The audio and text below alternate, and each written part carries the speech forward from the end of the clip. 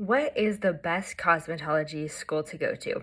Now, I know that there's so many people who have all different types of opinions on this. This is something that I get asked a lot, so I thought I would go ahead and do a little video and just give you my thoughts on this. So I think that there are a lot of really amazing cosmetology schools. I would say, so I actually went to Paul Mitchell in Costa Mesa, and I had the most amazing experience of my life there, and it was just absolutely fantastic. But it was also probably one of the most expensive cosmetology schools. But I think that the reason people always ask this question is because they want to know, typically when they're asking me this question, they want to know which cosmetology school is going to set them up to be successful and make sure that they're going to be able to get hired by the best salon possible or the salon that they really, really want to work at. So what I would say is if your goal is to have an amazing experience, Paul Mitchell, Aveda, one of those kind of higher price schools are going to be the way to go. However, I totally understand that not everyone can afford these high-end schools.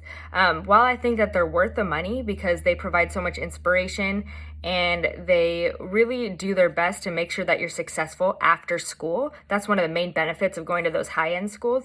It doesn't mean that just because you don't have the money to attend one of those schools that you can't be successful. And I think that's something that's really important for you guys to know. So let me just suggest an alternative route just in case you can't afford one of these schools. Let's say you're in high school and you have the opportunity to take a $3,000 school at a community college. You know, you could do cosmetology at a community college in California at least. I don't know about every other state, but I do know you could do that in California. And sometimes I kind of wish I did that. But you can start kind of, getting your hours in while you're in high school. And then by the time you graduate, you could already have a skilled trade that you could start making money in. And I think that's a really good option.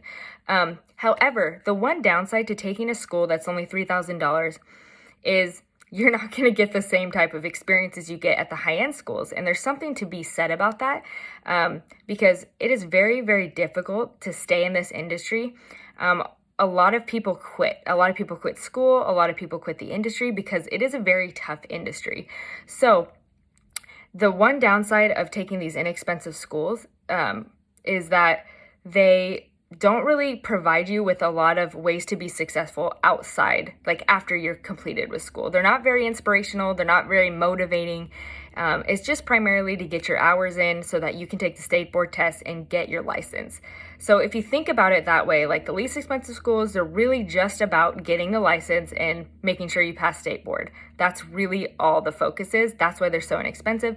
High-end schools are going to be an amazing experience. They're going to help you stay motivated the entire time. And they're going to help set you up for success afterwards. However, you can totally be that person that can go outside, not rely on your school to keep you motivated and inspired. You can, since you're saving so much money, you could totally just start taking advanced education right now while you're in school. It's not going to hurt you. It's going to be a lot less expensive than if you were to just take one of these, really high-end expensive schools. You can start taking things that interest you, advanced education right now while you're in school and only paying $2,000, $3,000 for your community college school or something like that. And another thing you can do is you can start going to hair shows while you're in school. Those things are really going to help you stay inspired and make sure that you don't quit before you get your license. I think that's really the main difference between the really high-end schools and the schools that are only like $3,000, $5,000 or things like that. So you can supplement that education, which may not be as great as the high-end schools. You could supplement that education with whatever you choose to do outside of school with advanced education. You can absolutely start doing that while you're in school. There's no problem with that. As long as you are in school and you're starting to learn the basics, there's no reason why you can't start taking classes that truly inspire you on the side. And then you're going to save so much more money doing it that way rather than kind of going to one of these high-end schools where everything's kind of all packaged in there. The inspiration, the motivation, the helping you be successful outside of school. But like I said, you can take one of these inexpensive schools and just supplement it. Just be diligent on your own and make sure that you're constantly searching for things to supplement your education with. I think you could be really successful doing it that way. So I hope this was helpful.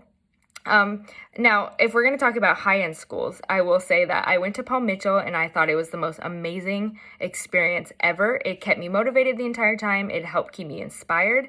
I love the people I was around. That's really important when you're in school. That's why I say if you're taking if you have to go to a less expensive school, make sure that you are constantly being diligent about keeping yourself inspired. That is so important. And surrounding yourself by people who are going to encourage you and who are just as motivated as you are. So yeah, that's pretty much what I have to say. Paul Mitchell, I would say, is the best. I'm very biased because that's where I went and I absolutely loved it. But there's Aveda, there's Sassoon. All of these are really, really great schools. Again, Paul Mitchell is my favorite. Love the culture there. I hope this was helpful, and I will see you guys soon for another tip.